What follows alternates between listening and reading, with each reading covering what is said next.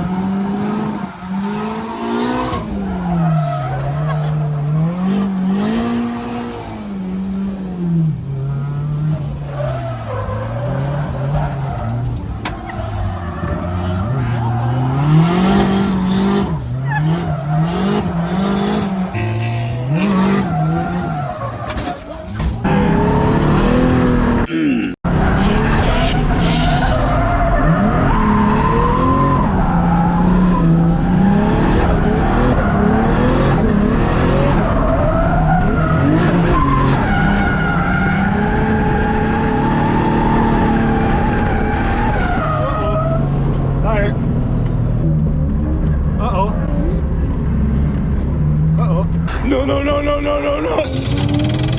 Wait. Is bent. Wait.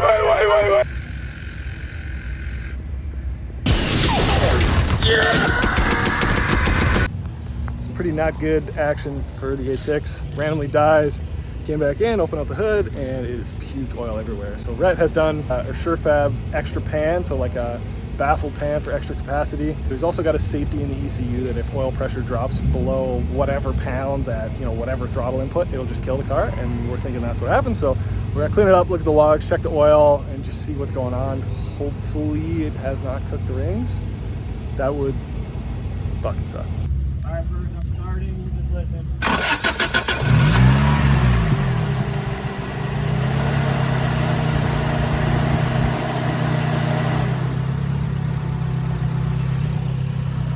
Perfectly quiet, man. No issues.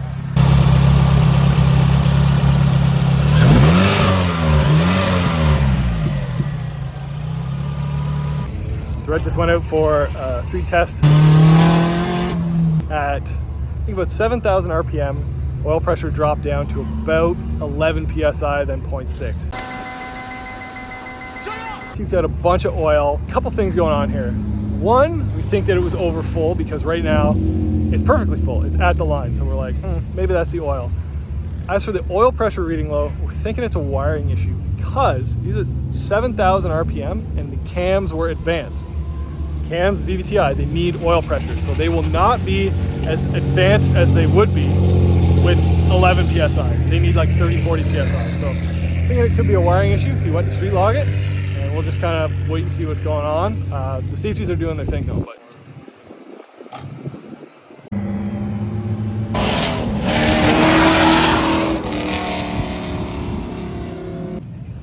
so went out again. Things aren't going Rhett's way, unfortunately. Still pissing oil out of it. Did the low pressure safety cut, or low oil pressure safety cut again in the same corner. Then he locked his keys and wallet in his truck. So not good. Not good for Rhett today.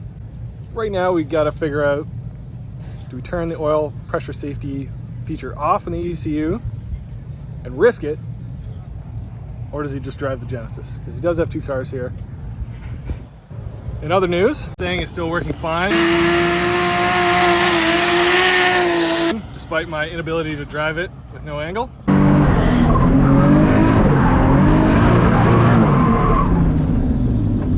Oh boy, keep spinning it, but I think I got it more dialed now for some of these tighter sections. I need to slow it down with the handbrake, but it's a slower start to the day. And we're about to break into Rhett's truck now. Where to hook it? Yeah. There? Normally just use a slim gun. Baja update. Baja update. Took the curl out. Probably only did 2 sessions with it. Jason put in protection in the ECU in the link once it sees that low pressure, which is what we were seeing at the track day. Basically just dipping down in the teens, and then it would just ignition cut and shut me out. So basically that's what it was doing here. Basically on left-handers only, on the big long left-hander. What we think is happening is that the head is just getting too full of oil, not able to get that out basically, and that's why the catch can is filling, and basically it's just not flowing down in the drain. I think the solution might be putting 2 -10s on the valve cover, which is what a lot of guys do for turbo cars, and then separating the oil return from the turbo. So right now, as Steve was saying, the oil return and the drain from the head are together, so we just need to split those, I think. Run the drain to the pan and then keep.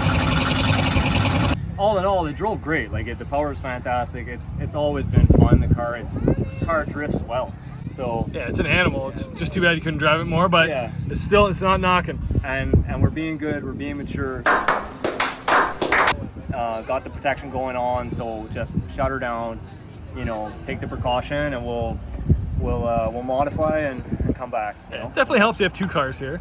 Oh yeah. So we've been drifting the Genesis as well, which is actually slaying. Hopefully the next one you'll probably see it out at is Cambridge, but hopefully we can work out some of the kinks then. So Cool, bro.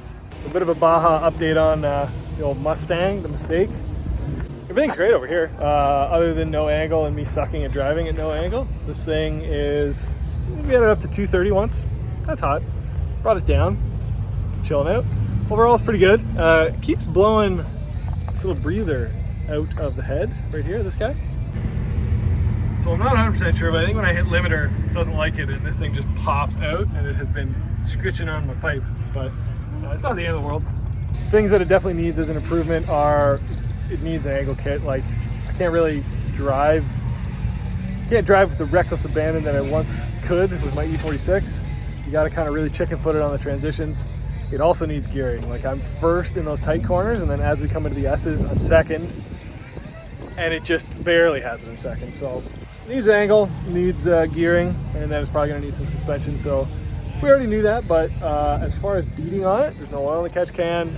Come in at 230. My oil pressure is still at, I don't know, 26 pounds at idle, so not a lot to report, which is great, other than this thing fucks, and people love it. It's a real boxer dropper.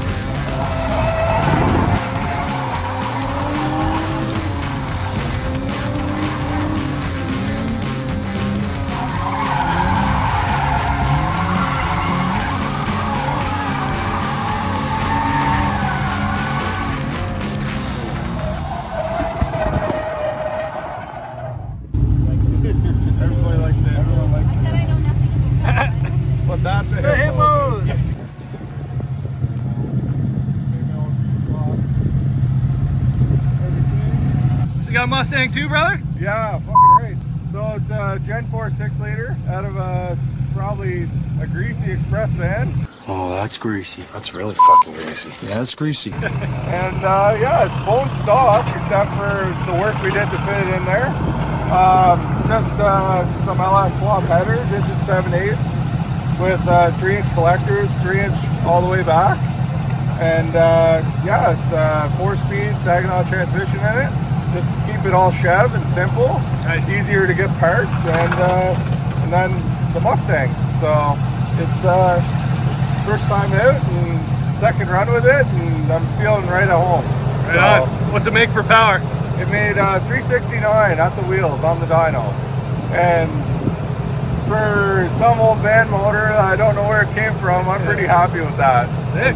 400 foot-pounds of torque too. So yeah, it definitely has no trouble spinning the tires. That's for sure. Sweet, man. Cool. Thanks, buddy. Thanks a lot, man.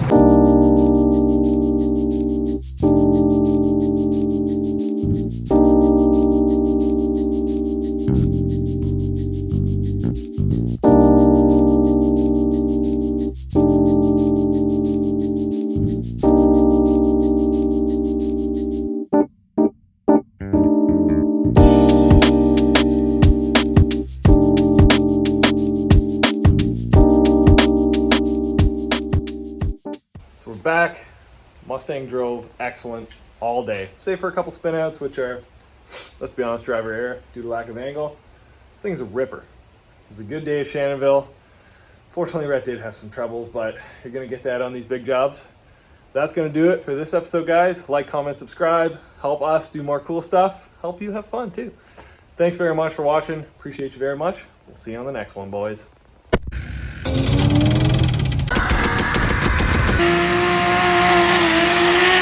Oh, that's greasy.